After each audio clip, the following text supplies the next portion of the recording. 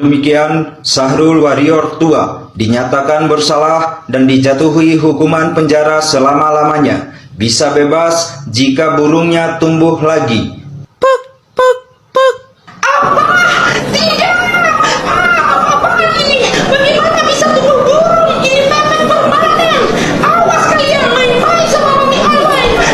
Tidak! Garukin! Garukin! Kalau kau nggak mau bermubahalah, ya sudah, sumpah pocong sesuai dengan adat istiadat. Ketika akal sehat disalip emosi dan agama dijadikan alat tukar. Di satu sisi, Pitra Romadoni ingin tampil sebagai pembela kebenaran. Di sisi lain, ia juga harus memutar nalar sekuat tenaga untuk tetap terlihat waras saat membela Isa Zega. Kini ia ngotot mendorong pelapor untuk melakukan sumpah mubahalah, bahkan menyerempet ke sumpah pocong demi membela Isa Zega, seorang transgender dan yang jelas-jelas dalam syariat Islam dianggap pelanggaran berat.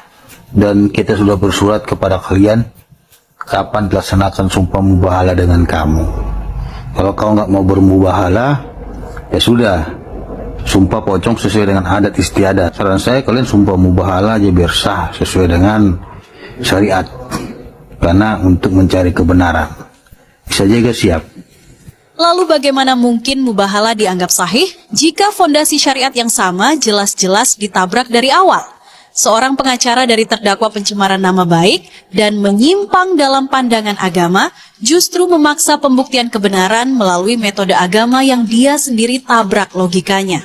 Apakah ini sinyal dari kegelisahan batin karena mulai sadar bahwa kliennya harus merasakan dinginnya jeruji? Dan sekarang ia mengatakan sumpah mubahalah dianggap lebih valid daripada alat bukti. Kalau bukan frustasi, apa istilah yang lebih tepat untuk pengacara yang dulu anti sumpah pocong, sekarang mendadak jadi duta ritual? Lucu juga ya, yang bela penistaan agama malah ngajak bersumpah demi agama. Jika akal sehat sudah mati, jangan bawa-bawa Tuhan buat nutupin kebodohan dong. Sumpah pocong. Iya, saya ajak sumpah pocong. Karena mungkin jaksa penuntut umum saya tidak percaya lagi adilan ya. Sumpah pocong itu adat istiadat aja, tapi mubahalah ada di dalam kitab suci Al-Quran.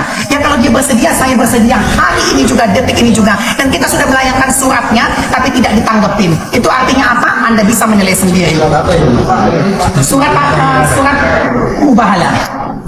Ya kalau kalian beragama Islam, kalian tahu surat Al-Imran ayat 61, baca sendiri tentang sumpah mubahalah. Pengacara Dr. Andrea Situngkir, Julianus Sembiring akhirnya buka suara terkait dengan kasusnya Isa Zega di Pengadilan Negeri Kepanjen. Ia menilai bahwa perkara hukum yang saat ini tengah dijalani oleh Adrena Isa Zega dinilai sangat cepat oleh penegak hukum. Julianus Sembiring juga merasa kaget mengapa di saat pembuatan laporan polisi Isa Zega ini dijerat dengan pasal 27A, namun pada saat tuntutan jaksa penuntut umum kemarin, Isa Zega malah dijerat dengan pasal 27B, yaitu terkait dengan pemerasan. Ia juga membandingkan terhadap kasus kliennya yaitu Dr. Andrea Situngkir dengan pasal pencemaran nama baik yang sama.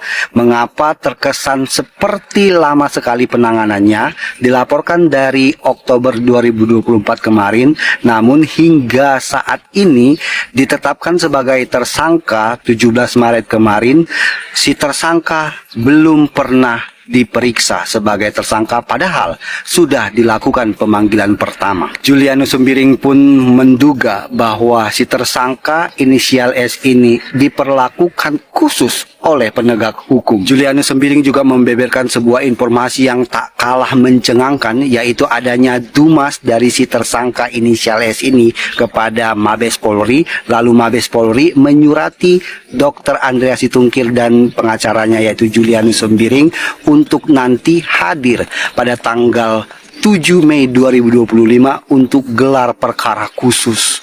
Oke, hari ini Selasa 6 Mei 2025, kembali lagi sidang lanjutan Isa Zega di Pengadilan Negeri Kepanjen dengan agenda pembacaan pledoi dari terdakwa Isa Zega. Agenda sidang lanjutan hari ini dengan pembacaan pledoi dari pihak terdakwa Isa Jega sebagai bentuk tidak terima atas tuntutan yang diberikan oleh jaksa penuntut umum beberapa hari yang lalu terhadap Isa Jega yang menuntut Isa Jega dengan pidana penjara 5 tahun. Tim pengacara Isa Jega menilai tuntutan yang diberikan oleh jaksa penuntut umum ini merupakan tuntutan yang sangat ngawur sekali. Bagaimana tidak? Di awal pelaporan, terdakwa Isa Jega ini hanya dijerat dengan pasal 27A Undang-Undang ITE terkait dengan pencemaran nama baik dengan ancaman penjara 2 tahun.